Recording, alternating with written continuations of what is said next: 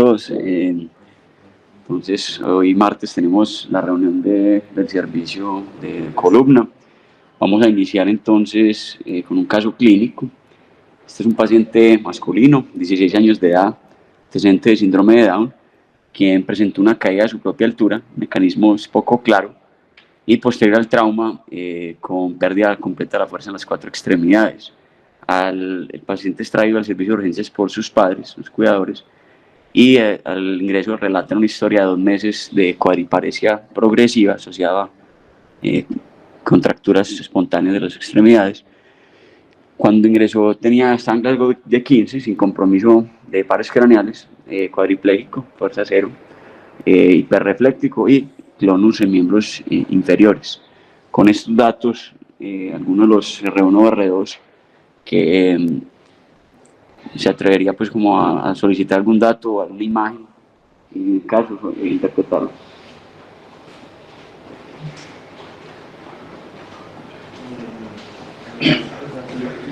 Buen día para todos. Entre los datos adicionales que desearía tener de la historia sería el nivel sensitivo, considerando que ya está cuadripléjico y asumimos que es una lesión cervical alta, si el paciente está en shock neurogénico, y por el antecedente de historia de síndrome de Down, interrogar pues si en estos 16 años que tiene el paciente se ha documentado alguna malformación espinal, ya que se sabe que estos pacientes es común encontrarle espondilolistesis, escoliosis toracolumbares e inestabilidad de la C1, C2. Dentro de las imágenes, pues iniciaría con una TAC de columna cervical. Listo, entonces de la parte de la historia clínica no hay datos de un nivel sensitivo, no tenía historia de malformaciones en la columna, era la primera vez que ingresaba a un servicio de urgencias y se le hizo esta tomografía de cráneo al ingreso, no tenemos tomografía de columna. Algún R2.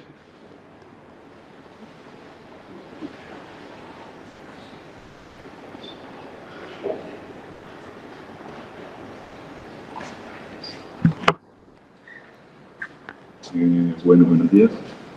Entonces, en la tomografía se ve una subluxación atlantoaxoidea.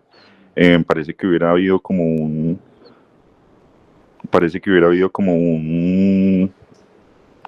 trauma previo, porque se ve como la punta de la odontoides que hubiera sido pues fracturada, pero se ve como con bordes remodelados, o pues en el contexto del paciente que tiene antecedente de síndrome de Down, que sea un oso odontoideo. ¿Pedirías alguna imagen adicional o con eso es suficiente? No, sí, una resonancia cervical simple. Entonces acá está la resonancia.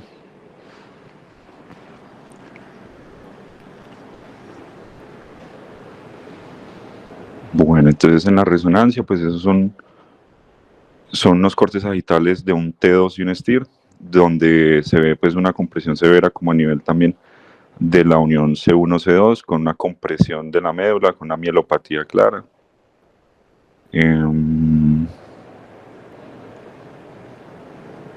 No se ve pues como hiperintensidad de los ligamentos, pues probablemente no sea nada agudo en este momento.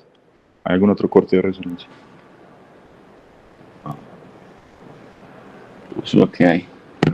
Se le pide adicionalmente esta radiografía. Y bueno, ya con estos datos, algún R3 o R4 que quiera dar una impresión diagnóstica, unas consideraciones de manejo iniciales. Buenos días. Bueno, yo la relación pues entre C0 y C1 la veo conservada, que veo es una luxación C1-C2 con una compresión pues severa de ese nivel. Tracción cervical no le haría, riesgo incluso de desplazar más la luxación C1-C2. Le haría un abordaje posterior, una fijación C1-C2, descomprimiendo muy bien las estructuras pues a ese nivel, porque incluso en la radiografía se ve que las estructuras pues subaxiales la alineación está muy bien. Entonces lo fijaría solamente C1, C2. ¿Alguien más tiene alguna otra consideración? Si no, continuamos con... Listo, al final de la revisión vamos a ver cómo es la resolución del caso y damos un espacio para opiniones. Vamos a hablar entonces hoy un poco sobre displasias de la unión occipito-cervical. Este es un tema algo extenso, tiene digamos mucha tela por cortar. Vamos a tratar de resumirlo lo mejor posible. Empezando con la parte anatómica, recordemos que la unión occipito-cervical va a tener una forma de embudo. Esta la podemos ver como un pilar central que tiene dos extremos, uno superior que corresponde al vacío occipucio y uno inferior que corresponde al odontoides. A su vez, alrededor de este pilar o este pivote central van a girar dos anillos que son correspondientemente el foramen magno con los cóndilos laterales en la parte superior y el atlas en la parte inferior. La parte anatómica ósea, recordemos que el atlas va a ser una vértebra diferente de las otras vértebras subaxiales, va a tener ausencia de cuerpo vertebral, tiene estas características de masas laterales de aspecto cóncavo que van a permitir entonces la articulación con los cóndilos de C1, permitiendo así entonces la flexión cervical. Tiene un arco anterior y posterior que va a articular con el axis, que va a tener esa característica, es que tiene un diente, esta apófisis odontoides, que permite entonces, en relación a sus carillas articulares biconvexas, la rotación cervical. En la parte del foramen magno, recordemos que este lo compone principalmente el hueso occipital. Esta va a tener a su vez una serie de puntos anatómicos importantes, el vacío en su porción anterior, inferior al clivus, y en el opicio en su porción más posterior. Los cóndilos que van a ser los que articulan con esas carillas del atlas, y vamos a tener entonces que el clivus va a tener esa sutura con la sutura esfenoclival, que es importante desde el punto de vista del desarrollo, el crecimiento de la base del cráneo. Estas articulaciones, entonces, como las hemos mencionado, la articulación de C0-C1 va a tener esta disposición que es horizontal y cóncava, lo que permite en gran parte la estabilidad de la columna. Tenemos a su vez una serie de ligamentos. Vemos que la componente óseo de la unión cráneo-cervical no es tan prominente como la región subaxial, sino que depende en gran parte de estas estructuras ligamentarias y musculares. Entonces, desde la porción más anterior, en este corte sagital, vemos el ligamento longitudinal anterior que se va a extender en su porción más craneal, como el ligamento, la membrana atlanto-occipital anterior. Seguido a este estaría el ligamento apical que va a la punta del odontoides al base. Luego tenemos el componente completo del ligamento transverso, que va a tener una serie de fascículos ascendentes y descendentes. Los ligamentos alares, y en la porción posterior, lo que sería el ligamento longitudinal posterior, ya en la porción de la unión craneovertebral, se comprende lo que es la membrana tectoria. Ya hacia los elementos posteriores tenemos lo que es el ligamento amarillo y la membrana atlanto-occipital posterior. Entonces acá vemos un corte superior de la membrana tectoria. Al removerla podemos ver con los diferentes ligamentos, ligamento transverso y ligamentos alares. Y en una vista anterior, coronal, vemos la membrana atlanto-occipital anterior y lateral, que al liberarla vemos entonces las diferentes cápsulas articulares, que son lo que nos va a permitir entonces la estabilidad en estos segmentos. Existen también unos ligamentos accesorios que digamos que son poco descritos, pero es importante pues conocerlos: el ligamento de Barco, el ligamento occipital transverso y los ligamentos atlantoaxiales accesorios. Cuanto a la biomecánica espinal, recordemos parte de lo que acabo de mencionar, ¿cierto? Esta estabilidad de la unión craneovertebral depende, es en gran medida, de la geometría de la superficie articular y la parte ligamentaria y muscular. Entonces volvemos a verlo de esta forma: el cóndilo se articula con el atlas en esta disposición convexa, lo que va a permitir la flexoextensión, y el atlas va a articular entonces con el axis, en gran medida a través de esta disposición de las carillas articulares de forma biconvexa, lo que permite entonces la rotación. El 50% de la flexoextensión de la columna cervical va a estar distribuido entre C0 y C2, y en su gran medida entre C0 y C1. Y el 70% de la rotación cervical va a estar entre C1 y C2. Entonces, todo esto son medidas importantes a tener en cuenta más adelante al momento de considerar, digamos, fusionar o a ofrecer algún tipo de tratamiento a estos pacientes. Desde el punto de vista embriológico, digamos que las diferentes estructuras de la unión craneovertebral van a provenir de diferentes primordios.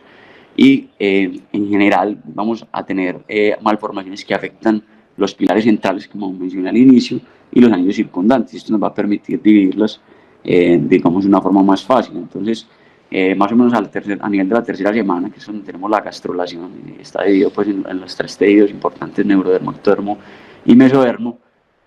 Hacia la cuarta semana empiezan a aparecer lo que son las somitas, ¿cierto? Tenemos 42 somitas, 4 somitas occipitales, 8 cervicales, 12 torácicas, 5 lumbares y sacras y 8 pares coxígeos. Aquí la importancia es que cada somita va a diferenciarse en un dermatoma externo, que va luego a corresponder a los anexos de la piel y demás, un miotoma interno con diferentes músculos y nervios, y el esclerotoma medial, que es lo que va a convertirse posteriormente en los cuerpos vertebrales. Entonces estos esclerotomos mediales van a tener, digamos, una serie de subdivisiones. En la porción central vemos que hay unas células, que son unas células de von Ebner, que estas van a rodear porciones remanentes de la notocorda y van a formar más adelante lo que es el disco intervertebral, con el diferente anillo.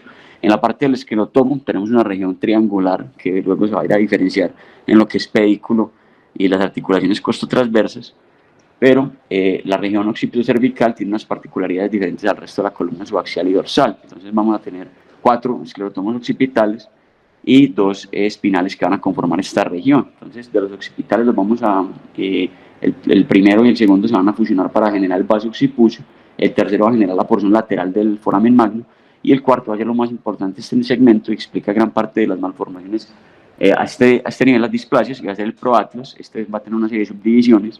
El hipocentro luego se va a convertir en lo que es el ligamento, el tubérculo anterior del clivus, y el centro va a ser lo que es el ligamento apical y la punta de la odontoides. Aquí podemos ver cómo el proatlas va a formar parte de esta porción del vaso occipucio con la porción de la odontoides. Entonces la porción más basal de la odontoides va a ser proveniente del esclerotomo espinal número 1, y aquí es donde podemos explicar gran parte de estas malformaciones. Entonces aquí vemos un diagrama esquematizado de esto. Entonces el esclerotoma occipital 1 y 2 van a formar el vaso occipucio, el 3 forma la porción lateral de la foramen magno, y el proatlas va entonces a dar todas estas estructuras que conforman la unión cráneoespinal, ¿cierto? A este nivel es muy importante entender que hay una división dada por algunos genes que impiden que se formen células que van a generar discos intervertebrales a este nivel. Entonces, por eso hay ausencia de discos intervertebrales a este nivel, y está dado principalmente por la mecánica articular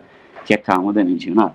El esclerotoma de C1 va a formar entonces lo que es el arco anterior de C1 y la porción basal de la odontoides. Entonces vemos que hay una diferencia del origen embriológico de la punta de la odontoides con el resto de la base, lo cual explica gran parte de las malformaciones. Y el esclerotomo espinal número 2 va a dar entonces el desarrollo de lo que es el axis, pues, o C2.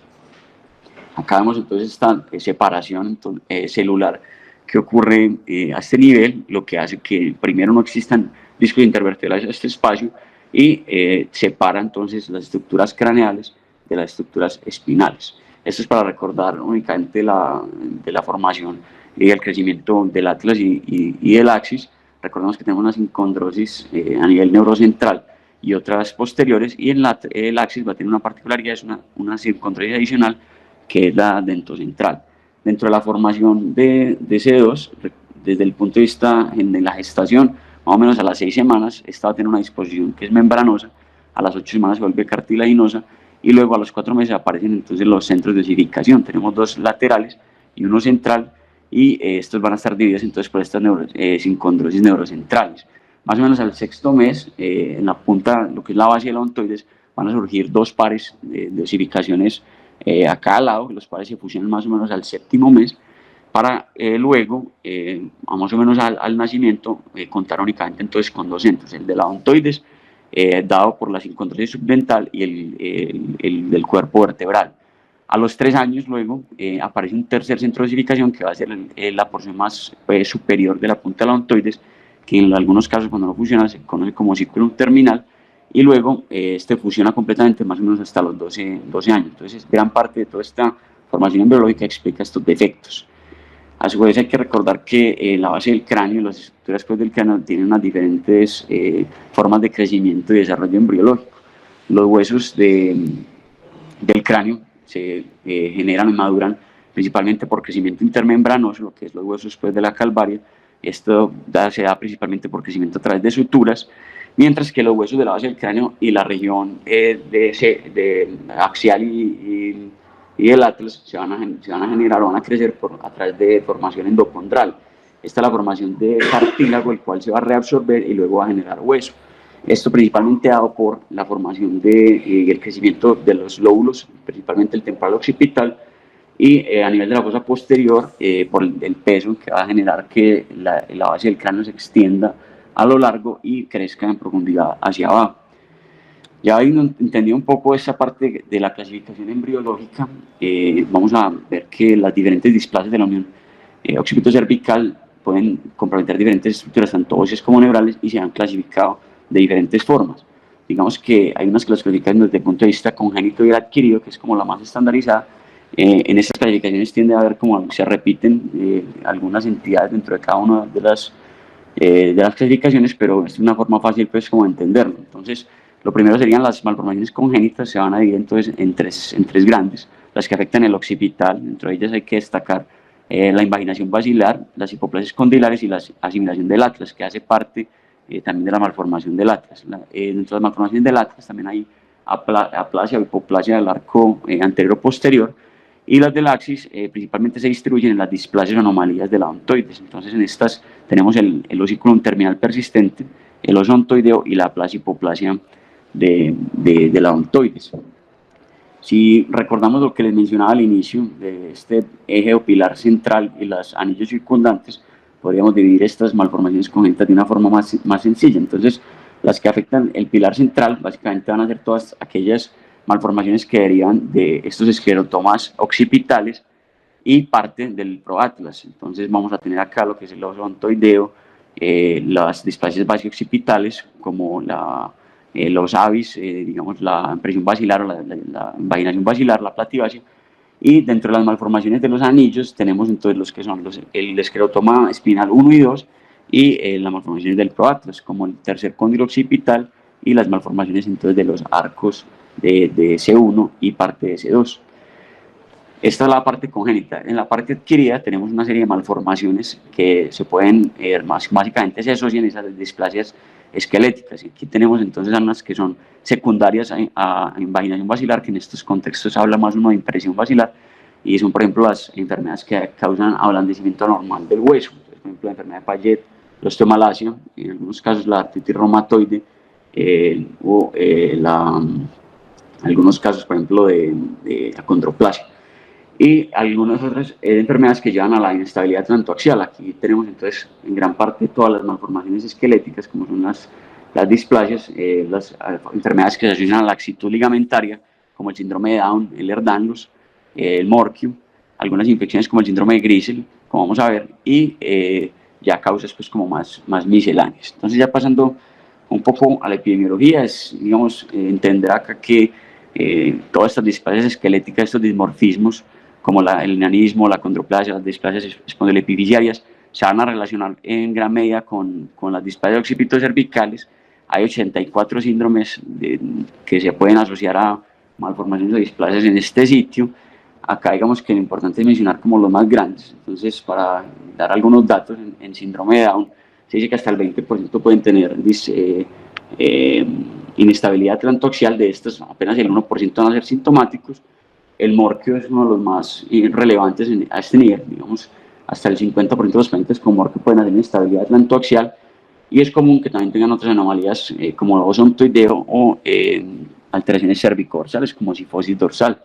Y hay otros síndromes que también tienen una gran asociación con malformaciones de la unión occipito-cervical, como el síndrome de Golderham con las dismetrías y dismorfismos craneales.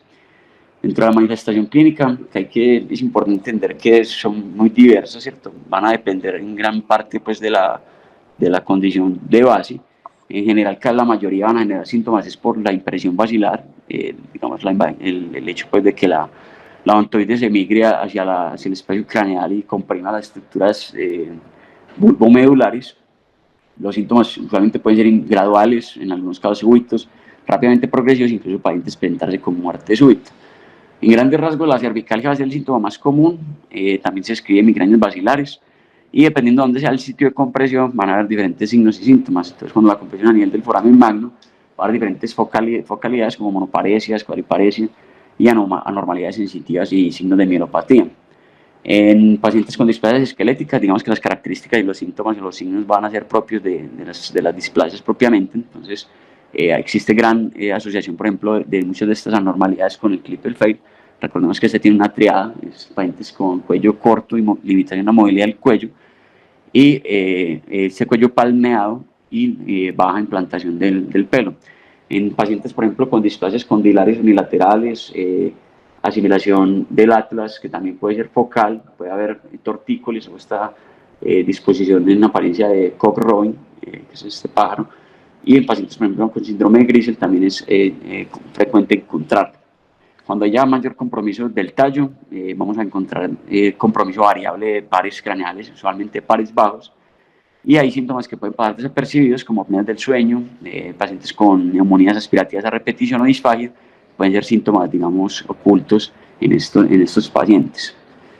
Ya pasando a la evaluación radiológica, digamos que la resonancia siempre va a ser como el estudio de elección en estos pacientes. Acá es importante evaluar tanto las estructuras de la unión craneocervical como las estructuras de fosa posterior, digamos por la relación también que tienen estas anormalidades con malformaciones de Chiari. La tomografía es indispensable para evaluar la anatomía ósea y en la mayoría de los casos es muy importante tratar de hacer reconstrucciones tridimensionales, inclusive escriben haciendo uso de que es la resonancia y la tomografía dinámica. En estos casos, digamos, es fundamental en la parte al momento de definir el tratamiento para definir si hay reducibilidad o no de este tipo de lesiones. Y las radiografías, que son fundamentales para determinar si hay inestabilidad, siempre dinámicas. Una ayuda que es, digamos, olvidada, pero es fundamental en estos pacientes, y son los estudios vasculares, como AngioTAC, uno, por la presencia de altas anormalidades y variantes anatómicas vasculares en estos pacientes, dado por la gran cantidad de malformaciones, y lo segundo es el momento de la planeación quirúrgica y la planeación del abordaje, tanto en los abordajes anteriores como en los abordajes posteriores. De hecho, se escribe en estos pacientes cuando uno va a abordar la unión occipito-cervical, siempre iniciar la instrumentación por el lado no dominante de la vertebral, por el riesgo, digamos, de lesión de la misma. Digamos que dentro de todo este abordaje radiológico se han descrito una serie de líneas de referencia cranométricas para tratar de evaluar los signos de invaginación basilar y las diferentes medidas de inestabilidad de la unión atlanto-occipital y la unión atlantoaxial. Acá en el diagrama vemos que están pues como enumeradas. Vamos a tratar de desglosarlas de forma rápida. Digamos, las más conocidas para hablar de invaginación o impresión basilar son las líneas de MacGregor y Chamberlain. Digamos, la más utilizada va a ser la MacGregor. Hablamos de invaginación e impresión basilar cuando la odontoide supera cualquiera de estas líneas. MacGregor va entonces del paladar, de una línea que se traza del paladar duro a la base del occipucio, esa línea inferior. Chamberlain va del paladar duro al opiscio, y se habla de impresión basilar cuando MacGregor es más de 4.5 o Chamberlain más de 6 milímetros por encima de estas líneas. La línea de Wackingham es una línea que se va a trazar entonces a lo largo del clivus, y en algunos casos cuando se traza un ángulo de sumado a un ángulo del canal, hablamos de ángulo del clivus canal, cual nos habla en normalidad cuando es por encima de 150, y en pacientes en que este ángulo es más obtuso podemos hablar de cifosis de la unión craneovertebral. En general, la odontoide siempre debe estar ventral o tangencial a esta línea de Wackingham, y en casos en que la odontoide supera esta línea podemos hablar de impresión e invaginación basilar, y en casos en que está por debajo podemos estar entonces en contexto de un paciente con una disociación, una inestabilidad de la unión atlanto-occipital. La línea de McRae es una línea que va del vacío al opistion. En general, en todos los pacientes sanos, la odontoide debe estar por debajo de esta línea. La estación de Clark es otra medida que se ha utilizado para hablar de invaginación basilar. La idea es dividir en un corte sagital el axis en tres partes, y el arco anterior, o el DC1, debe estar siempre por encima de la estación 1.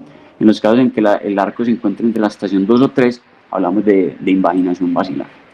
Existen otros ángulos importantes a tener presentes, como es el ángulo basal de Welcher. Este ángulo básicamente se traza de una línea que va por la fosa craneal anterior a el clivus, un ángulo con el clivus. En general, el promedio en general de la población sana es más o menos de 132, y hablamos cuando son ángulos superiores a 140, hablamos de plativacia. Recordar que la plativacia es una medida antropométrica, ¿cierto? Esta no tiene una significancia patológica por sí sola, básicamente no tiene ningún síntoma asociado a esta, pero sí tiene una gran asociación con invaginación basilar y también tiene una relevancia en aquellos pacientes con malformaciones de Chiari. La platibasia puede ser un indicativo secundario de los pacientes que van a requerir una instrumentación adicional a la descompresión. Entonces es un buen indicativo en un paciente, por ejemplo, con Chiari, que yo no tengo que descomprimir únicamente, sino que también debo hacer una fusión también. Aquí vemos entonces el ángulo de Welcher, ¿no? Un paciente normal, y como es un paciente entonces con platibasia, en donde hay una horizontalización del clivus, y paciente, por ejemplo, con un clivus corto, que son diferentes malformaciones a este nivel. El índice de Claus básicamente nos sirve para evaluar la profundidad de la fosa posterior y evaluar, digamos, qué tan compacta, principalmente en asociación con malformaciones de Chiari. Se traza una línea del tubérculo celular a la apófisis, a la prominencia occipital interna, y una línea entonces que va a la punta de la odontoides intersecta esta nos sirve entonces para evaluar esta profundidad. Hay otras líneas para evaluar en los cortes coronales imagenológicos, como la línea digástrica y la línea bimastoidea. La digástrica va de ambos surcos digástricos y la bimastoidea de las apófisis mastoides bilateral. La punta de la odontoides normalmente no debe pasar más de 10 milímetros por la mastoidea ni 21 milímetros por la digástrica. Cuando superan estos límites, hablamos entonces de invaginación basilar. Y finalmente tenemos estas medidas que nos sirven para evaluar la presencia de inestabilidad atlantoaxial y que son de suma importancia. Entonces el ADI, que va a ser una línea tomada desde la porción del arco anterior de C1 a la porción anterior de la odontoides, digamos que hay en niños como por esa tendencia mayor laxitud ligamentaria se tolera hasta 5 milímetros, pero en adultos tomamos como medida 3. En general, cuando es por encima de 6, hablamos de franca inestabilidad, y en las medidas dinámicas 5 en flexión y 4 en extensión. El PADI o el SCA, que es el espacio que tiene el canal para el saco tecal, en general la población oscila entre 15 a 17, se considera normal, digamos, cuando está por encima de esto, y hablamos de compresión cuando es inferior a 14. Tenemos otras medidas como el BAI, que es una línea que se traza desde la porción posterior de la odontoides a la punta del basium, y cuando esta medida supera los 12 milímetros hablamos de inestabilidad. Tenemos un resumen básicamente de todas estas medidas craniométricas. Y ya habiendo hablado un poco de esto, vamos a hablar un poco sobre cada una de las condiciones específicas, pues como las más grandes. El primero es el síndrome de Down. Esta, recordemos que es la anomalía cromosómica más común, más o menos 1 por cada 700 nacidos vivos. Estos pacientes tienen unas características digamos, de la apariencia física que los hacen evidentes. En estos pacientes es muy común la laxitud ligamentaria, específicamente a nivel de la unión craniocervical dado por la laxitud del ligamento transverso, y tienen una alta asociación tanto con luxaciones atlanto-occipitales como con inestabilidad atlantoaxial. A su vez, tienen alta asociación con anomalías óseas, como ya he mencionado, como el osontoideo y la hipoplasia de la odontoides. Este es un artículo que traigo básicamente de Spine Deformity del 2019 para evaluar el algoritmo de la evaluación radiológica de los pacientes con síndrome de Down.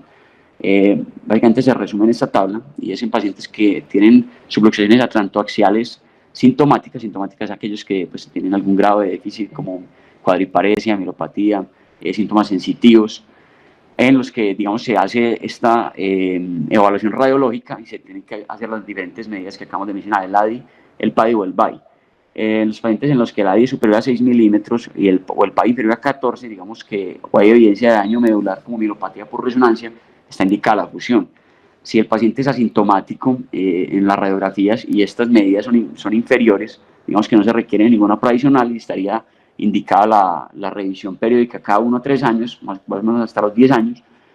En los casos en que estas medidas se superen, pero el paciente esté asintomático, hay una opción, es pedir una resonancia. Si hay presencia de mielopatía, se indica la fusión, pues la descompresión. En caso de que no exista daño por resonancia, entonces hay una opción, es básicamente fusionar preventivamente o básicamente darle indicaciones estrictas a estos pacientes de precauciones por riesgo, digamos, de deterioro. Cuando hay ausencia de la subluxación atlantoaxial en pacientes por encima de 10 años, digamos que no se requieren estudios adicionales, esto se da por el endurecimiento de estos ligamentos, lo que evita pues, que se produzcan estas subluxaciones a largo plazo. Y en presencia de osontoideo, digamos que ya está indicada la fusión quirúrgica. La siguiente condición importante a determinar de estas displasias son las fallas de la segmentación del proatlas. Esto también ha sido conocido como las vértebras occipitales, y básicamente lo que se hace es una no separación de la punta del odontoides con el base occipucio. Hasta el 38% van a tener las lesiones con malformaciones de Chiari, como hernias del romboencéfalo a través del foramen magno. Digamos que en estos casos la mayoría de las veces la compresión es ventral y se tienden a presentar en edades tempranas con déficits neurológicos severos. La siguiente sería la asimilación del atlas. Estas, conjunto con la falla en la segmentación del proatlas, son condiciones en las que nosotros tenemos que tener presentes al momento de plantear el manejo quirúrgico para determinar hasta dónde tengo que extender la instrumentación desde el punto de vista craneal. La asimilación del atlas o occipitalización del atlas es básicamente cuando no hay una división entre este cóndilo y el cóndilo del atlas y la masa lateral de C1, que se da principalmente por esta falla en la segmentación del cuarto esclerotomo occipital, que es básicamente lo que mencionábamos en la parte embriológica del proatlas. Puede ocurrir de forma unilateral o bilateral, y en los casos unilaterales tienden a presentarse con tortícolis y, conjunto con otras anomalías como el Klippel fail. La invaginación basilar, entonces ya la hemos mencionado a lo largo de la charla con estas medidas, se considera un defecto primario del desarrollo. En general, cuando hablamos de invaginación es primaria y impresión basilar es secundaria, y básicamente lo que esto implica es ese prolapso de la odontoides hacia la base del cráneo. Es frecuente asociarla a otras anomalías de la base de la unión occipito-cervical, como las anomalías odontoideas, y digamos que su subtipo, su clasificación se va a diferenciar en la presencia o no de malformaciones de Chiari. Entonces hablamos de tipo 1 cuando es una invaginación basilar sin Chiari asociado, y tipo 2 cuando hay presencia de Chiari. Acá, digamos, lo importante es evaluar el grado de compresión. En las tipo 1 la compresión tiende a ser ventral, lo que, digamos, apunta más hacia un abordaje anterior, mientras que las tipo 2 van a requerir un abordaje posiblemente posterior. Acá esto es para recordar entonces lo que he mencionado: las invaginaciones basilares son síndromes primarios, mientras que las impresiones basilares, esto es más terminológico, se ve a estas anomalías ya adquiridas o dadas principalmente por enfermedades secundarias. Entonces hablamos de impresión basilar, básicamente es hablar de displasias esqueléticas. Las displasias esqueléticas se dividen en 5 grandes grupos: las displasias osteocondrales, la disostosis, la osteolesis idiopática, aberraciones cromosómicas y anomalías metabólicas. Las más comunes son las displasias osteocondrales y las disostosis. Dentro de las displasias, digamos, el más relevante van a ser la condroplasia, los diferentes grados de enanismos.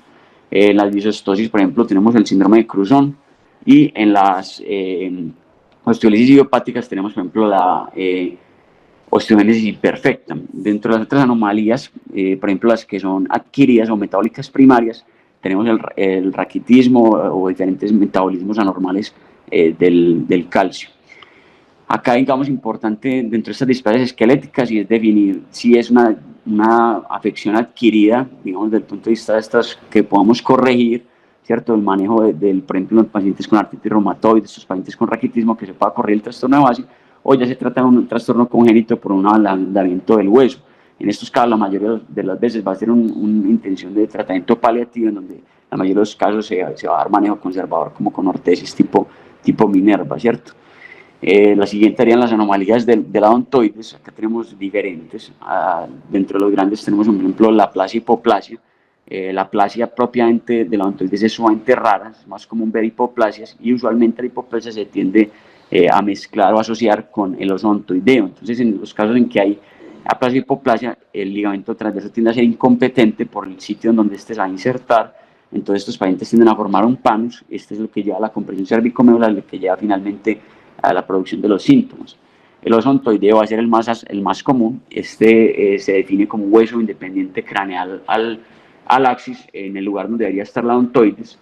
En general, este puede estar cerca a esa odontoides rudimentaria hipoplásica, o fusionarse o estar cerca al clivus. Y aquí es donde viene la diferenciación. Cuando está cerca al clivus hablamos de un oso odontoideo distópico, y cuando está cerca a la odontoides hipoplásica hablamos de un oso odontoideo ortotópico.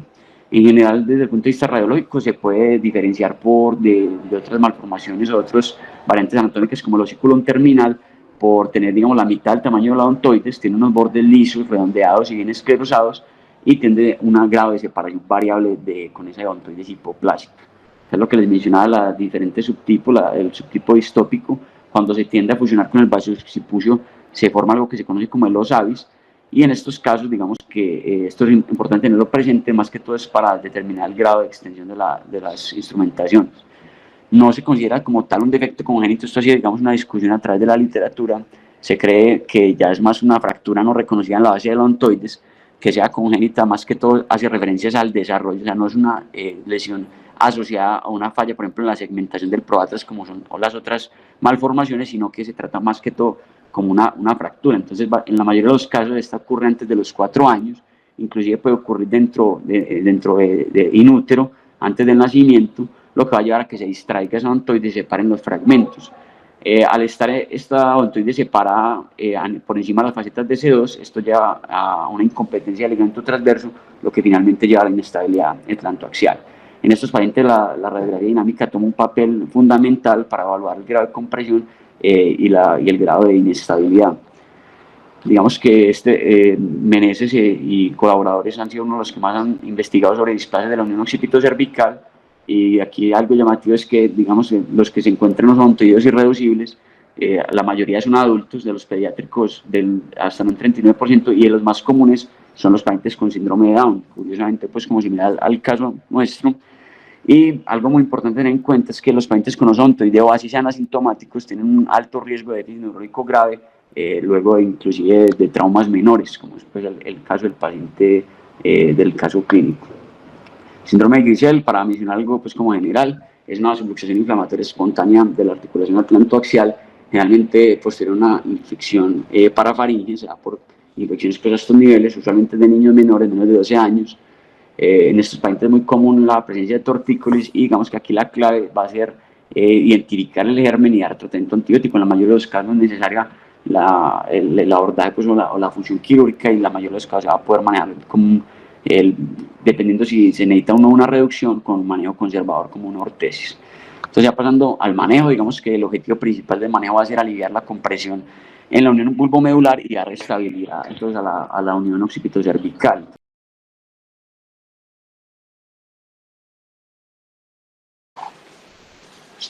Bueno, vamos a iniciar entonces la reunión de los martes de columna con el día de hoy 2 casos clínicos. El primer caso clínico es el mismo el paciente de la reunión previa. Para recordar, es un paciente masculino de 16 años, antecedente de síndrome de Down, tuvo una caída de su propia altura, un mecanismo no claro, y posterior al trauma inicia con cuadriplejía. Previo a esta caída ya tenía una historia de 2 meses de cuadriparesia progresiva.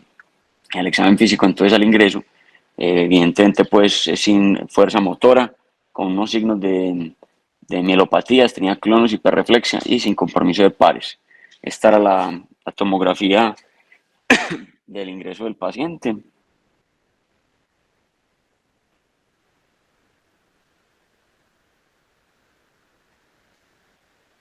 Acá tenemos entonces las medidas de la unión cráneo-cervical, recordando parte de lo que habíamos hablado en la última charla. Este paciente tenía entonces una distancia de la arcox del atlas a la posición ontoide de 11 milímetros, una de 11 milímetros. La línea de Chamberlain la trazamos del paladar duro a la opisthon, la ontoide no cruzaba esta línea, tenía un ángulo basal de Welcher de 120, un ángulo clivus canal de 123 y un tilt cervical de 94. Esta es la resonancia, para recordarla.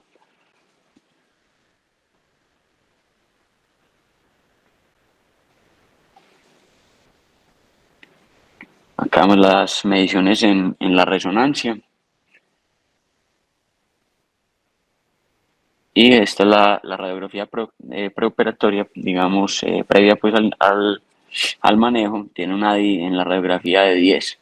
Entonces, básicamente con estos datos, algún residente que nos dé un diagnóstico, qué tipo de deformidad tiene el paciente, cómo se evalúa.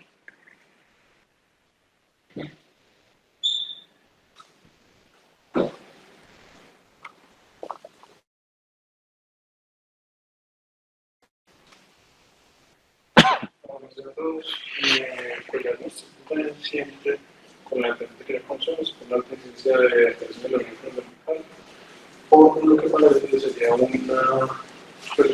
video distópico, una inestabilidad C1, C2, únicamente mostró Santiago la montaña totalmente separada del Atlas.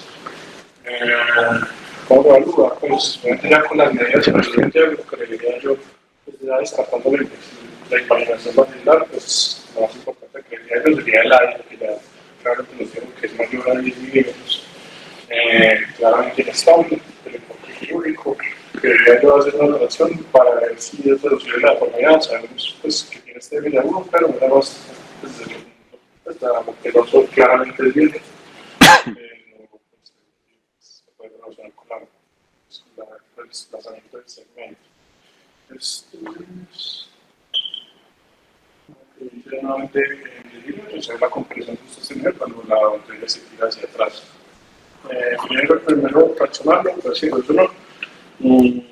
En caso de que no reduzca, hacer una fijación por detrás, pues únicamente C1, C2, sería yo suficiente en este caso.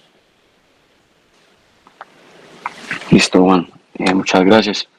Vamos a ir por temas también de tiempo, avanzar con el segundo caso y al final damos espacio para la resolución con el doctor Gustavo. El segundo caso, entonces, es un paciente masculino de 26 años. Este paciente consultó por 5 años de cefalea occipital asociada a disfonía, disfagia para líquidos y deterioro motor subjetivo de las 4 extremidades. Adicional a esto, con vértigo y marcha inestable. Al ingreso, esto fue en el 2016, el examen físico estaba distónico, con una ataxia leve, la fuerza motora normal y tenía signos piramidales de las 4 extremidades. Esta es la resonancia original del 2016, la calidad pues no es la mejor, pero es digamos acá lo que tenemos.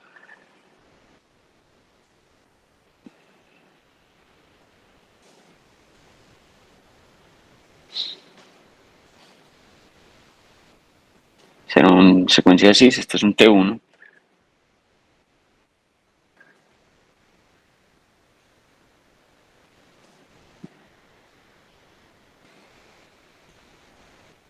Estas son las mediciones en la resonancia original. La línea McRae y de Chamberlain, la ontoide sobrepasa cada una de ellas más de 10 milímetros. En los diferentes ángulos, el ángulo cribus canal de 66 grados y un tilcano cervical de 56.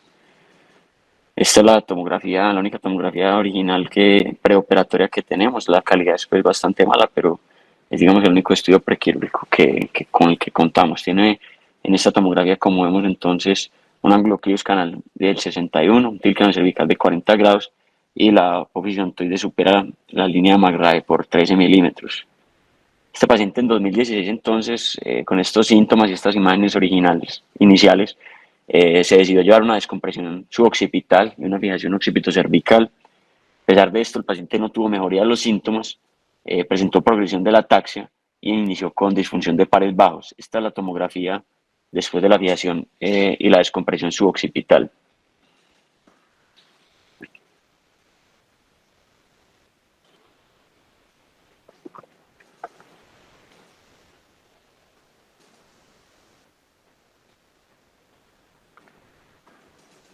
Esta es la tomografía de columna.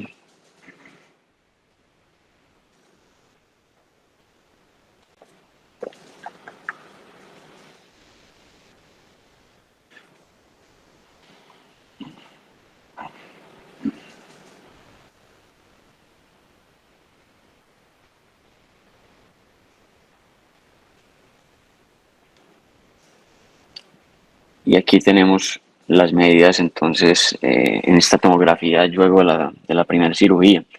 Aquí tenemos entonces, vemos que la apófisis ontoide supera la línea de McRae y que no alcanzamos a medir la línea de Chamberlain, no se alcanza a ver el paladar duro, pero la supera de 10 milímetros. Hay un ángulo basal de Welcher de 160, un ángulo cribus canal de 109, vemos que diferencia pues de la original, aumentó, y un tilcano cervical de 50. Basado entonces en estas imágenes y en estas mediciones, alguien que dé un diagnóstico o diga qué tipo de deformidad tiene el paciente y cómo se evaluaría.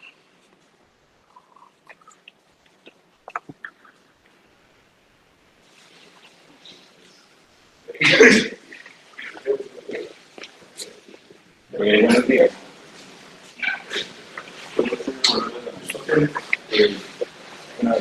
Por las características que vemos en las imágenes, ¿cierto? Claramente los pacientes tienen una imaginación vascular, y por las otras anormalidades, como por ejemplo la plastibasia, asociada a que este paciente por la configuración dismórfica que tiene en sus características, pues es muy típica de la osteocondrosis clásica, ¿cierto? Entonces, como osteotomía imperfecta, se pueden observar estas anormalidades, como por ejemplo ese componente entre lo que es el clivus, el atlas y la odontoides, ¿cierto? Que se invaginan de forma severa y comprimen el tallo cerebral. Puede explicar todos los síntomas que tiene el paciente asociado a una inversión de la parte del occipital hacia la parte del cerebelo. Incluso en estos pacientes puede observar, no sé si en primera persona se alcanza a ver que hay también parte de la eliminación de la mitad cerebrosa, ¿cierto? Que condiciona también el que hay. Entonces, vemos unos grandes cambios, ¿cierto? Que pues, la verdad no he tenido como la experiencia de enfrentar personalmente a estos pacientes, pero según lo que escribe la experiencia de la literatura, por ejemplo, en los casos los que escribe Meneses, ellos recomiendan que dentro de las alternativas, ¿cierto? Son pacientes que son altamente inestables, que progresan independientemente de las intervenciones que se les realicen, por eso es que se debe tener como un manejo muy activo de ellos.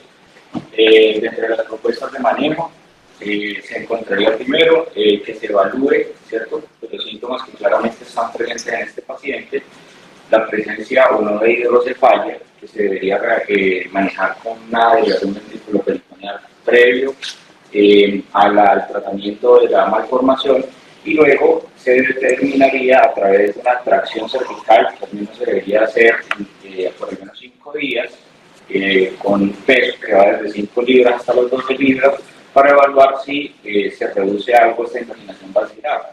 Y de esa manera se evaluaría cuál sería la mejor forma de fijarla. Entonces, si no hay una reducción, se debería darle prioridad al componente anterior, ¿cierto?, con una odontotectomía, y luego se fijaría de forma posterior. Si hay una reducción que se observaría del componente anterior y vemos ese efecto positivo sobre las estructuras que están comprimidas, solamente con una fijación occipito-cervical sería suficiente. Muchas gracias. Jorge, muchas gracias. Bueno, bastante ilustrativo la aporte de Jorge. Vamos entonces a dar inicio con la revisión del tema y damos un espacio entonces al final para los comentarios. Entonces, hablando un poco ya del manejo quirúrgico de este displasia, sabemos que ya la semana pasada revisamos la parte anatómica, simplemente algo como de generalidades a recordar. La inestabilidad, o sea, la unión craneocervical se debe principalmente a una falla mecánica, principalmente dado por la orientación de las articulaciones, en la mayoría de los casos de forma congénita, como lo habíamos mencionado la última semana, en algunos de ellos por condiciones adquiridas que generan un desplazamiento de C1 sobre C2 en la mayoría de los casos. Si hablamos de displasias occipitocervicales, las podemos agrupar sumatoriamente en inestabilidades atlantoaxiales congénitas y adquiridas, las desinvaginaciones basilares, la platibasia, el Chiari-1 y las deformidades rotacionales, que se van a explicar, digamos, por lo que se mencionó, algo simplemente para recordar, por estas diferentes malformaciones. Recordemos que hay malformaciones del pilar central, que son las disgenesias base-occipital, que básicamente nos van a explicar la platibasia y la lordosis de la base del cráneo, donde podemos encontrar la invaginación basilar y las diferentes malformaciones de Chiari, y las displasias, las digenesias exoccipitales de los anillos laterales, que básicamente nos van a explicar estas digamos, discrepancias en el plano coronal y las rotacionales. Recordando las medidas más importantes en estos pacientes, en el plano horizontal tenemos el ADI, en niños es, digamos, patológico por encima de 5 por la laxitud ligamentaria, y en adultos más de 3. La línea de Chamberlain, que va, recordemos, del paladar duro al opistion, la opisciontoides debe estar siempre 5 milímetros por debajo de esta. Si es más de 5, hablamos entonces de invaginación basilar, y esto nos habla del desplazamiento vertical de estas lesiones. Este es un artículo de Operative Neurosurgery de 2014 que toma en cuenta unos índices y unas medidas nuevas para hablar de severidad y que son, digamos, bastante ilustrativas en estos casos. Acá describen 4, la inclinación coronal. Esta ya vamos a ver cómo se mide. La normal es más o menos 110 en pacientes con invaginaciones basilares, tiende a ser más elevada. El tilt cranocervical, que lo normal es más o menos 60 grados, pacientes con, digamos, estas displasias, tiende a ser también más elevado. Ángulo clivus canal, el normal es 150, puede cambiar más o menos 30 grados en flexo-extensión, y cuando es menor de 135 hablamos de cifosis de la unión cranocervical, que va a ser bastante importante al momento de planear el manejo en estos pacientes. Y el ángulo sagital inferior de la faceta de C1, que nos habla de reducibilidad, y es normal casi que cuando es en un ángulo horizontal de 180 grados y cuando es superior a 150 nos hace una correlación con la capacidad de reducir. Acá tenemos las diferentes medidas, cómo se toman. Entonces el ángulo coronal, entonces vamos a trazar una línea, la mitad de la odontoides y el ángulo con la carilla articular inferior de C1. La tilt cráneo-cervical, entonces en la porción anterior del clivus, del vacío occipital, y la porción más anterior de un ángulo que va de la porción más anterior de la odontoides. Y por último tenemos el ángulo sagital de la carilla articular de C1, que lo vamos a medir entonces en una paralela de la articulación de C1 a la porción inferior de la carilla articular, y nos habla entonces de reducibilidad. Ya pasando entonces al manejo, el objetivo principal de este tipo de pacientes, las displasias occipitocervicales, va a ser aliviar esa compresión y dar estabilidad a la unión bulbomedular. Recordemos que en la anatomía de los pacientes normales, la unión cráneo-cervical tiene esta forma de embudo. En los pacientes con displasias occipitocervicales va a tener una forma en reloj de arena, y todas estas medidas van a estar encaminadas a realinear o descomprimir esta unión mediante cualquiera de las diferentes intervenciones para llevarla nuevamente a esta forma anatómicamente más natural. Hay 3 factores muy importantes a tener en cuenta cuando planeamos las intervenciones en estos pacientes. Lo primero es hablar de la reducibilidad de la lesión, como mencionaba Jorge. Lo segundo es la mecánica y la dirección de la compresión. Y lo tercero es la causa del proceso patológico. Recordemos entonces, en todas las diferentes causas que hay de displasias, hay causas que son congénitas y otras causas adquiridas, y todo esto va a impactar finalmente en la decisión muchas veces de cirugía o no. En esta gráfica podemos ver entonces a la izquierda tenemos lesiones reducibles y irreducibles, a la derecha las diferentes comprensiones. Hay comprensiones que son más ventrales, otras más dorsales, y transversalmente está la estabilidad de esta unión. Entonces, básicamente, dependiendo de la combinación, es decir, la lesión es reducible y dónde sea la compresión, y si yo tengo que dar una estabilidad a la unión, es que yo voy a plantear el manejo. Meneses, que como lo menciona Jorge, es uno de los autores que más ha investigado, más, digamos, ha publicado sobre este tipo de condiciones de las displasias de las uniones occipitocervicales, describía esta forma de inestabilidad trantoaxial original, ¿cierto? Ellos describen una fase inicial donde se forma un panus alrededor de la odontoides. Inicialmente es reducible. A medida que disfunciona esta articulación, el niño va creciendo, migra de forma ascendente el axis. Va inicialmente a indentar los cóndilos, lo que lleva a una invaginación basilar que inicialmente es reducible.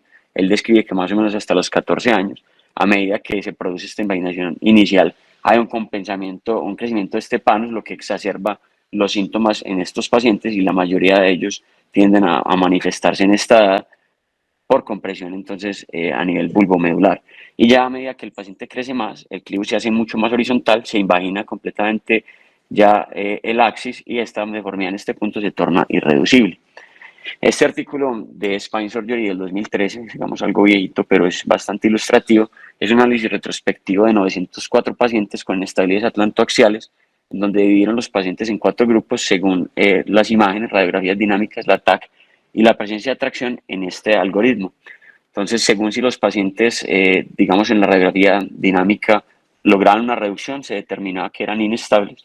En aquellos que no reducían, se llevaban entonces a una tomografía.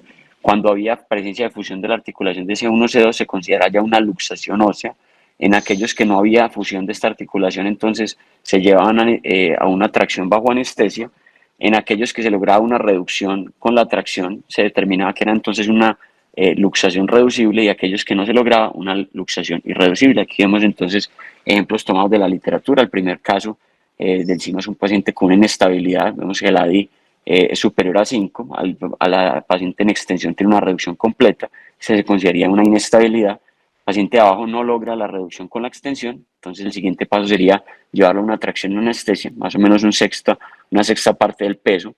Se debe recordar que esto se debe hacer bajo relajación neuromuscular. Vemos que en la imagen E abajo hay una reducción completa, se consideraría entonces una luxación reducible. En la imagen F vemos un paciente que a pesar de la tracción no hay reducción, sería una luxación irreducible.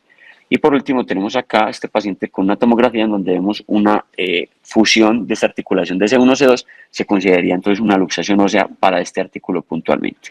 En base a la diferentes clasificación que se le hicieron a estos 4 diferentes grupos, era que se determinaba el manejo. Entonces aquellos pacientes con inestabilidad y aquellos que tenían una luxación reducible, digamos que el abordaje o el plan de cirugía era una fusión posterior. En aquellos que había una, digamos, luxación irreducible, digamos, había que ver dónde era el sitio de compresión. En la mayoría de los casos requerían una compresión anterior inicial y luego una fusión posterior. Y aquellos que tenían, que eran muy pocos casos, una luxación ósea, se beneficiaban ya determinado por la estabilidad de esta fusión únicamente con una descompresión anterior.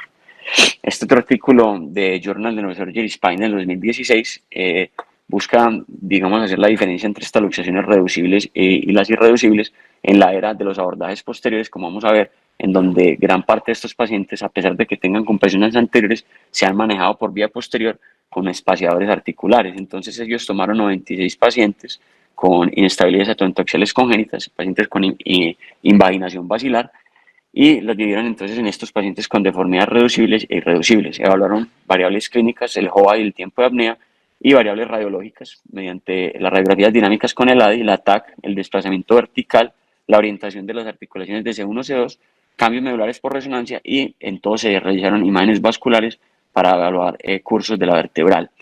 La reducibilidad entonces se definió, aquellos que reducían con la extensión de las radiografías dinámicas consideraban reducibles, los que no lo hacían se llevan a tracción, ellos lo hicieron mediante estas pinzas de Crutchfield, inicialmente con 8% del peso corporal, aumentando gradualmente hasta máximo 7 kilos por 48 horas. En los que lograron una alineación completa con esta tracción se determinaron deformidades reducibles, y en aquellos en que no se reducía o había solamente una reducción parcial se consideraban irreducibles. Acá vemos ejemplos. El primero es un paciente que reduce completamente con la extensión, se considera una deformidad reducible. El segundo no reduce, el plan sería llevarlo a una tracción, en caso de que reduzca o no, se consideraría entonces reducible. La cirugía que plantearon en este estudio era una artrosis C1, C2, se hacía un fresado de las articulaciones para, digamos, devolverlas a lo más natural o a la orientación más anatómica similar a la población normal, que, como lo habíamos mencionado en la primera charla, son articulaciones con una disposición muy horizontal. Vemos que estos pacientes con estas displasias cambian la morfología de estas articulaciones. Entonces lo que ellos hacían era fresarlas, y muchos de ellos los llenaban con un espaciador, un injerto. En algunos de ellos utilizaban una caja metálica, pues, de titanio, y en otros únicamente injerto óseo. Básicamente, uno, para ganar el espacio que se perdió durante el fresado de estas articulaciones, y dos, para hacer una distracción y alinear algo esta distracción vertical. Acá vemos esta tabla, digamos que a mencionar algo, pues, cosas interesantes de lo que se encontró en este estudio. Los pacientes con deformidades irreducibles tenían desplazamientos verticales más prominentes que los pacientes con deformidades reducibles.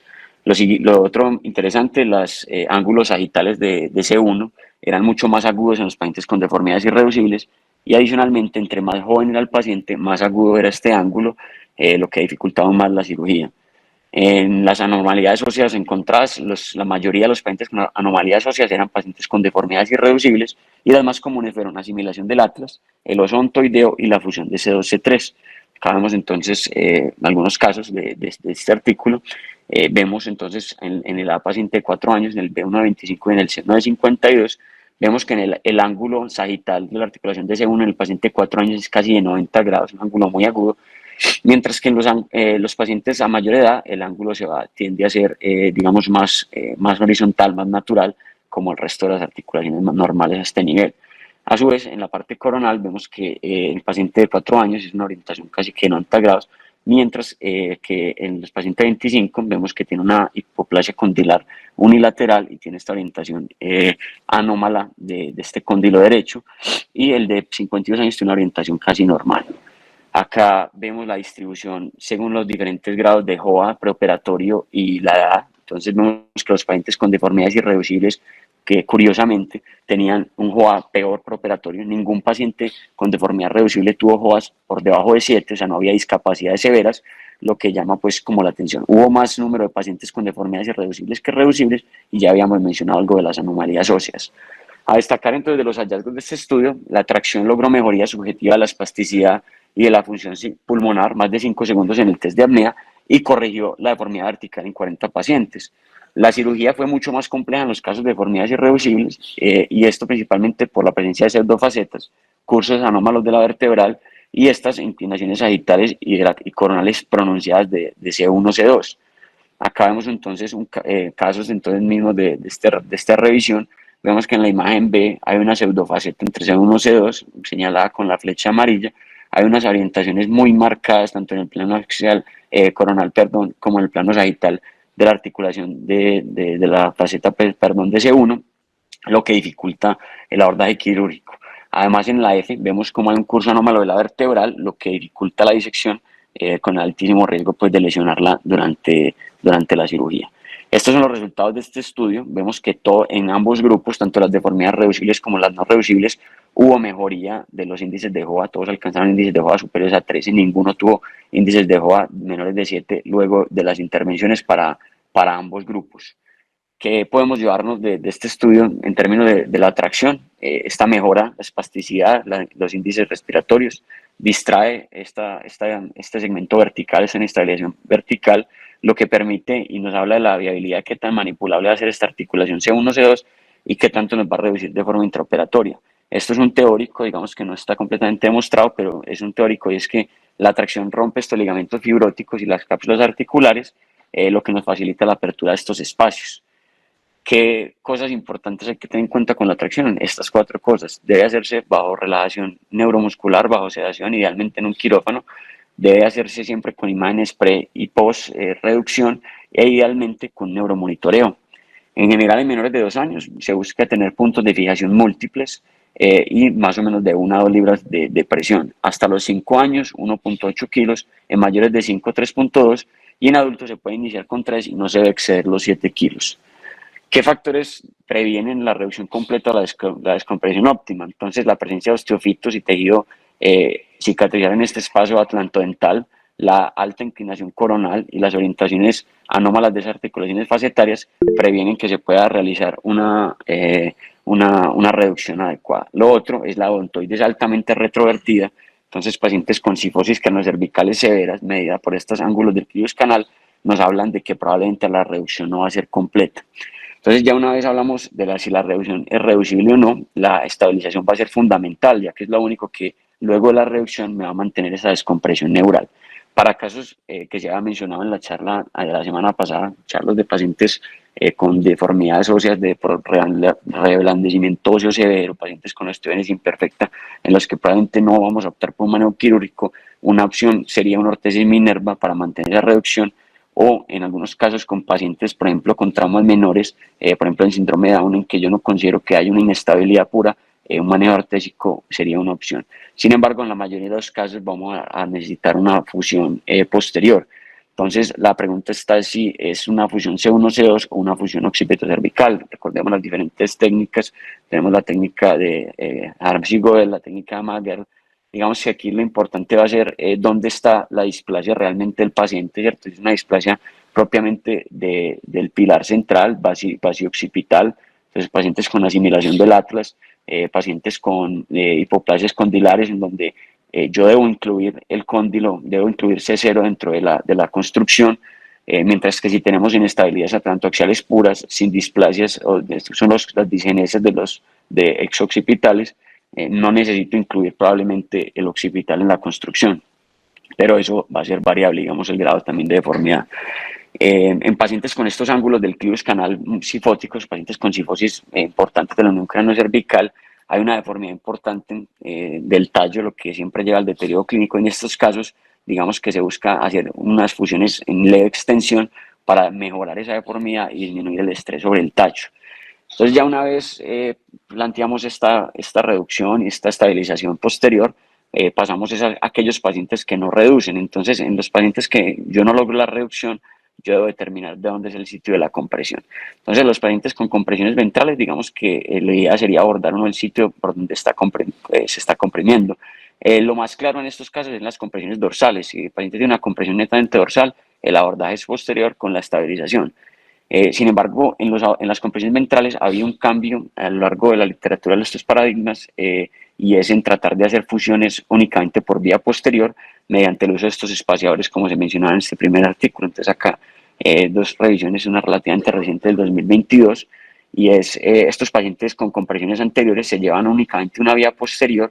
Lo que se hacía es que se fresaba estas articulaciones de C1, C2 y se buscaba devolver esa disposición anatómica de estas carillas a la disposición más natural, que es más horizontal, y se utilizaban estos distractores para dar no solamente ampliar este espacio, sino para tratar de ganar esta distracción en el plano vertical. Acá vemos un ejemplo, es un paciente que se llevó una fijación occipital-cervical, obviamente pues esto es una animación, vemos como en la parte izquierda tenemos una odontoides por encima de la línea de McRae y entonces lo que se hace es que el tornillo pedicular de C2 se deja suelto de la tuerca, se produce una distracción con estas pinzas distractoras luego del fresado y una vez se logró la distracción y desciende la odontoides, se fija, se aprietan los torques como si estuviera haciendo pues una distracción común y corriente y se rellena el espacio de injerto óseo o de dilatadores o espaciadores.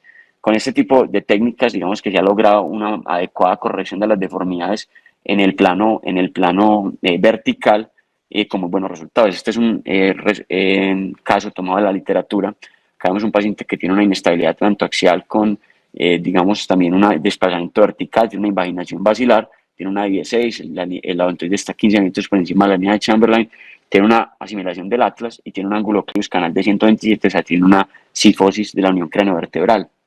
Este paciente se llevó a una vía posterior, se hizo la fresado de la articulación de C1, C2, la distracción del espacio y vemos como abajo, entonces hay una corrección del ángulo Clius canal a 150, ya normal, el ADI es 0, se restaura la odontoides, ya esta está por debajo de la línea de Chamberlain y a los 6 meses, como vemos en la última imagen de la derecha, se logra una adecuada fusión ósea. Entonces, a pesar de que esto es una muy buena alternativa y es algo que hay tendencia, siempre queda la pregunta, entonces, ¿cuál es el paciente que requiere de verdad ese abordaje anterior con una descompresión ventral con las diferentes técnicas? Entonces, en general, los casos de invaginaciones basilares muy altas o los casos de deformidades irreducibles con invaginación basilar y compresiones ventrales asociadas a cifosis craneocervicales graves, en general requieren una vía anterior. Y estos pacientes casi siempre no es solamente una vía anterior, sino un abordaje combinado. Lo que se recomienda en estos pacientes con abordajes combinados es iniciar con el abordaje anterior y luego hacer la vía posterior. Entre los abordajes anteriores, digamos que no es el objetivo de la charla, pero es algo para mencionar. Tenemos diferentes abordajes endoscópicos, que son los más novedosos, abordajes tradicionales microscópicos. Hay abordajes transolares, transmandibulares, transcervicales y transmaxilares. Digamos que el abordaje tradicional microscópico permite una exposición amplia. Digamos que por vía transoral aborda lesiones del clivus hasta C2. Problemas con el abordaje tradicional es el riesgo de insuficiencia velopalatina, la contaminación y la necesidad de la intubación prolongada. Los abordajes endoscópicos buscan reducir este riesgo de insuficiencia velopalatina dependiendo de dónde se aborde, si sea endonasal, por vía transoral o transcervical. Digamos, va a ser las diferentes, qué tan alto, qué tan bajo puedo abordar yo la columna. Los abordajes endonasales en general abordan desde el clivus a C2 con muy buena facilidad, o sea, lesiones muy altas o invaginaciones basilares altas se pueden abordar por este nivel.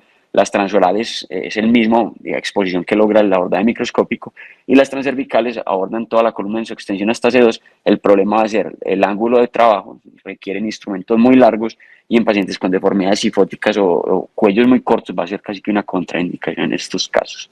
La idea no es obviamente revisar la parte de la técnica quirúrgica, sería una charla por sí sola, pero en general esta es la visión que logramos. Acá lo importante es recordar que hay un límite de seguridad en estas resecciones anteriores pues a la unión craneocervical, las odontoidectomías, y es el margen que se tiene con la arteria vertebral, y son más o menos 15 milímetros en el eje medio lateral.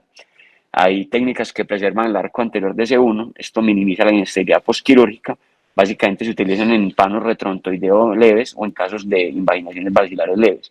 En los casos en que hay que hacer abordajes transatlas y resecando el arco anterior de C1, son principalmente aquellos que tienen invaginaciones basilares más graves.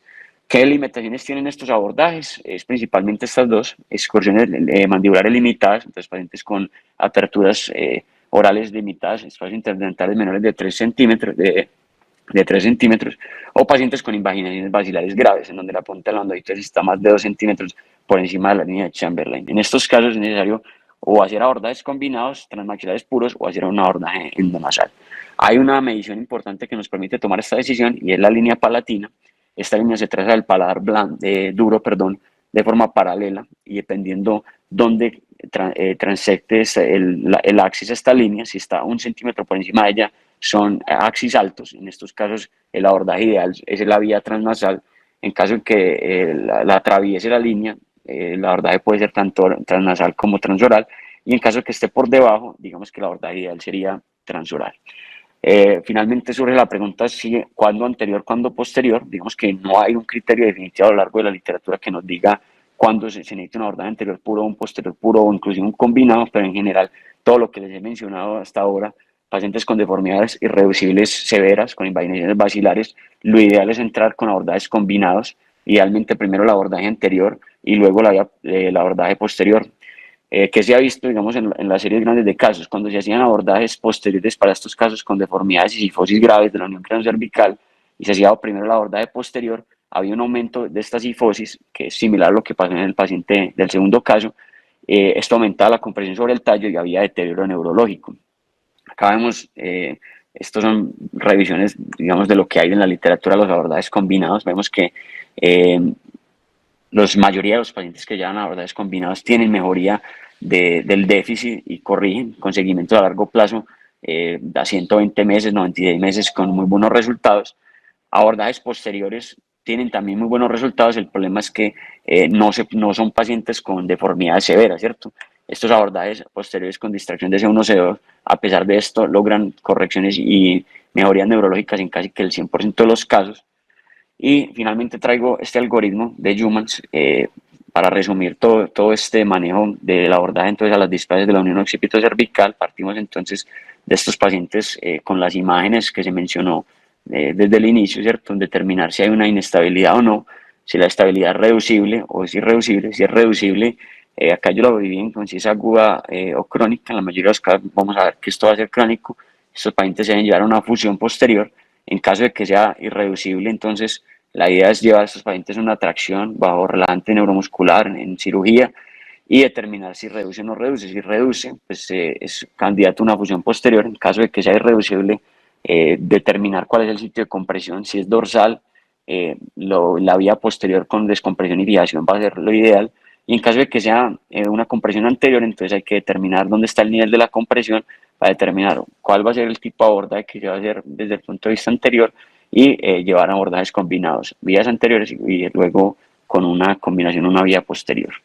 Finalmente, en la resolución entonces de los casos clínicos, entonces el primer paciente que ofrece el de la semana pasada, este paciente se llevó a tracción cervical, se redujo la deformidad, se decidió llevar entonces a una artrodesis C1, C2 más descompresión suboccipital del arco posterior de C1, parcial de C2.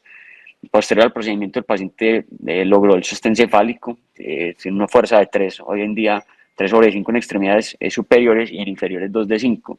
Está con traqueostomía y se logró la liberación del ventilador. Estas son las medidas que se tomaron en la tracción, luego de poner a este paciente en la tracción con relajación. Vemos que el ADI corrige de 10 inicial a 5 milímetros, 5.9. Estas son las radiografías postquirúrgicas. Hicimos una artrodesis C1, C2. Acá vemos el ADI ya con la artrodesis. Es una ADI de 5, que para la edad de él es normal. Este es la resonancia postquirúrgica en el T2. Vemos que hay una muy buena corrección. A pesar de esto, se ve que hay algo de retroversión de la odontoides y que hay algún grado de compresión residual, pero con una muy buena descompresión y una buena corrección de la deformidad. Este es un T1. Aquí vemos la descompresión. Aquí está básicamente la comparación del T2, la resonancia pre y postquirúrgica. A la derecha tenemos la pre, a la izquierda la postquirúrgica. Vemos una adecuada descompresión a este nivel. y las diferentes medidas craneocervicales luego de la intervención. Entonces vemos que el ángulo clivus canal de este paciente pasó a 143, casi normal. El tilt craneocervical de 100, una mejoría significativa. Este paciente no tenía invaginación basilar. Este es entonces el paciente hace una semana.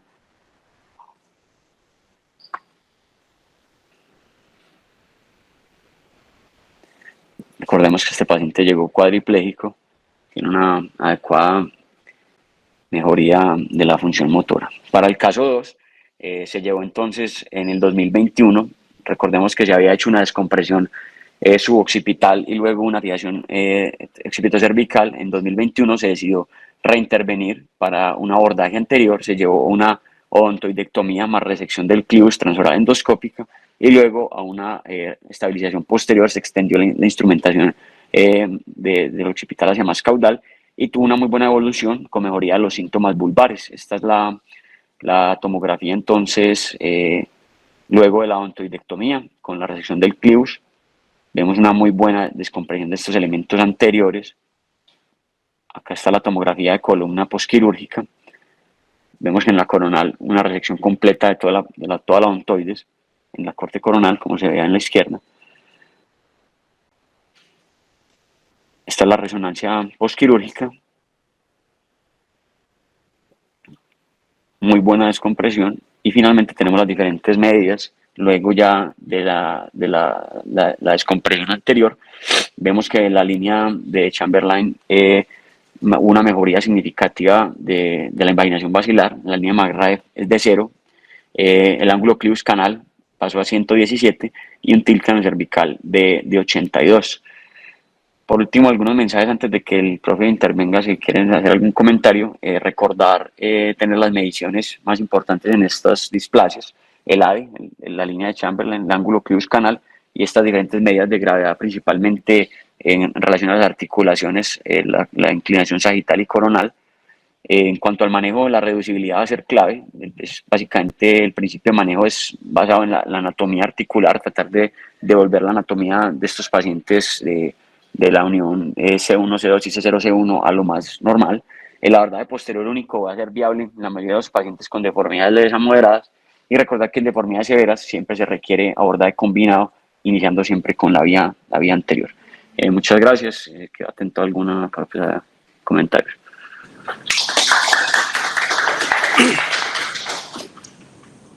Buenos días, Santiago. Yo ¿Cómo creo estás? que el mejor método... Está hablando el profe Gustavo. Hágale, Nacho. Nacho, hágale, tranquilo. Dale, Gustavo. No, dale, Nacho, que vos tenés experiencia, más experiencia que todos nosotros en esto, entonces tus aportes son mucho más valiosos. Dale, hombre, profe. No, mi experiencia es perversa. No, vea, lo primero que yo creo es que el gancho el mejor gancho de tracción es el gancho, es que creo que se llama de Cruzfield, no me acuerdo el nombre, que es el que se utilizaba toda la vida, que se ancla al díploe. Esto que estamos usando ahora, que es el halo de tracción, me parece que no sirve porque no te permite dar extensión, que es lo que uno necesita. Uno ponía el gancho frontal y permitía una buena extensión y era muy cómodo para el paciente. Mi experiencia son máximo 5 casos. Alcancé a hacer una odontoidectomía cuando no existía la endoscopia, pero confieso que me quedó la punta de la odontoide. Es una cirugía muy difícil donde los instrumentos no alcanzan. Mi experiencia es muy mala y mi resultado es muy malo. Adelante, Gustavo. No, hombre, Nacho, no, pues yo pienso que Santiago hizo, pues ya resolvió, yo creo que todas las dudas, digamos que la presentación de todo el tema estuvo muy completa, pero digamos que una de las cosas interesantes en esto es definir cuando un paciente, por ejemplo, en el primer caso necesita una fijación occipitocervical y en muchos otros casos de pacientes, por ejemplo, con Chiari, en que se enfocan inicialmente únicamente como un Chiari o un paciente con una inestabilidad C1, C2, con alguna displasia de la unión occipitocervical, cuando llevar únicamente a fusión C1, C2 o llevar a una descompresión posterior y cuando los pacientes necesiten una fijación occipitocervical. Y y yo creo que el primer caso es como el caso que lo ilustra. O sea, era un paciente que tenía una inestabilidad C1, C2 y digamos que consecuencia de eso, digamos que por los cambios en la anatomía de la unión occipito-cervical, el paciente tenía también una cifosis de la unión occipito-cervical, que digamos que con la tracción corrigió de forma adecuada. El paciente no tenía hipoplasia o sea, no tenía ningún cambio displásico ni de los cóndilos occipitales ni del atlas. O sea, básicamente era una inestabilidad C1, C2. Llamaba la atención únicamente que tenía una odontoide retrovertida en retroversión, y de pronto quedó la duda después de hacer la fijación si de pronto habría que descomprimir un poco más vía anterior al paciente, pero digamos que los familiares ya no aceptaron. Pero digamos que relacionado con la buena corrección de la deformidad occipito-cervical o del ángulo clivus canal, pues está claro que el paciente no necesitaba ningún tipo de fusión occipito-cervical. Y hay un tema que es, pues este tema realmente es muy interesante. Desafortunadamente, digamos que no tenemos tantos pacientes y tenemos el mismo problema con todas las cosas raras, y es que los pacientes quedan dispersos en la ciudad, entonces acumular experiencia con esto es muy difícil. Y es como, digamos que es el trabajo grande que ha hecho Meneses en toda su historia, y es que realmente sí ha acumulado muchos pacientes desde una patología que es muy rara. Es cuando un paciente, digamos desde la evaluación inicial de un paciente con una displasia de la unión occipito-cervical, tiene una probabilidad muy alta de fallar únicamente con un abordaje posterior. Entonces, digamos que para resumir, alguno de los residentes que resuma eso, o sea, cuando un paciente definitivamente no consideramos que se beneficie o que se alivia únicamente con un abordaje posterior, y que desde el ingreso o desde el inicio pensamos que realmente necesita una vía anterior. Alguno que resuma, y si no, entonces vos concretadas, profesor Santiago.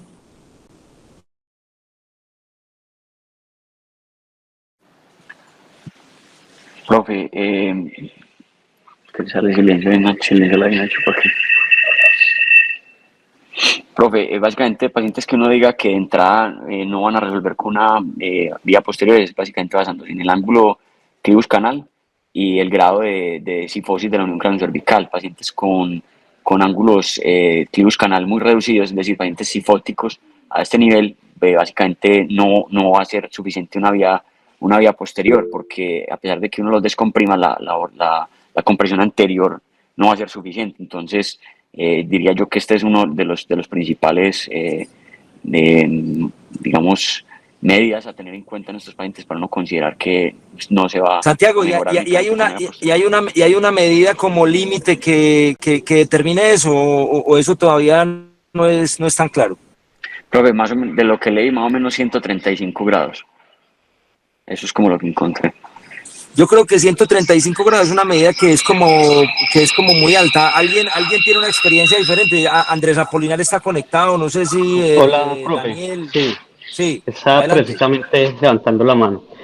Profe, pues de lo que yo he leído acerca de cuándo realizar, cuando tenemos un riesgo incrementado de que el paciente vaya a fallar solo con una fusión posterior, básicamente el ángulo canal que se ha visto menor a 125, algunos toleran incluso hasta 115 aproximadamente. Hay otro artículo que habla acerca de un ángulo del eje de la articulación atlanto-occipital que dice que cuando es mayor a 130 grados se va a asociar también con una mayor necesidad de requerir una descompresión anterior. Y lo otro pues va a ser la distancia del PVCA2 cuando es mayor a 9 milímetros. Ahora, también hay otros artículos que evalúan esa probabilidad de inestabilidad con el uso de resonancia dinámica. Entonces, lo que hacen es de que si con la resonancia dinámica aumenta ese PVCA2 más de 3 milímetros de delta, también consideran que hay una probabilidad mayor de que el paciente vaya a requerir una fijación, una descompresión anterior. Otra cosa que quería comentar es que pues Santiago mencionó algo de un artículo que precisamente mencionaba acerca de las descompresiones posteriores de forma abierta y eso. Entonces, hay un artículo que se publicó hace un año aproximadamente que habla de una nueva clasificación para las malformaciones de la unión cráneo-cervical. Y básicamente lo que ellos dicen, listo, paciente es asintomático y la compresión es ventral. Si esa compresión es ventral, ellos miran dos cosas. Si el diente está retroflexo o no está retroflexo, y lo otro que van a mirar es si hay una subluxación con anterolistesis de C1 y si tiene un ángulo mayor a 15. Según eso, ellos catalogan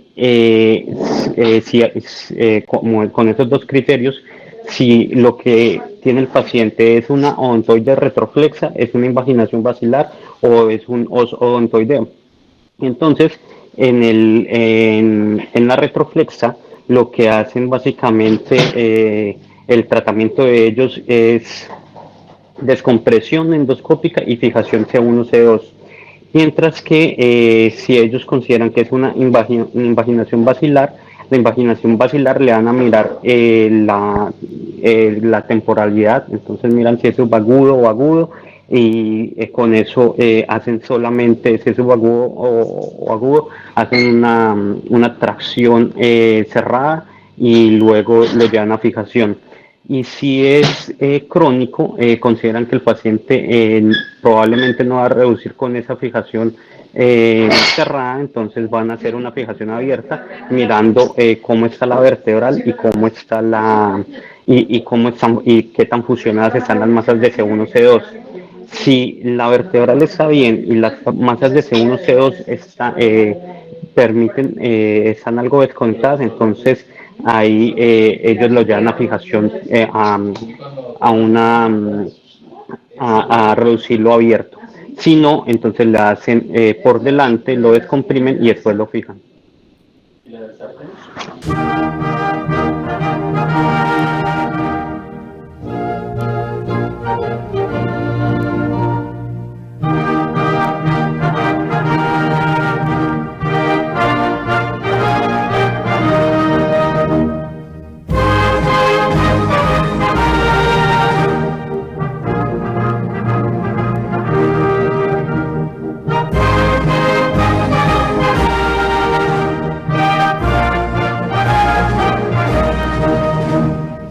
Cantaremos entusiastas.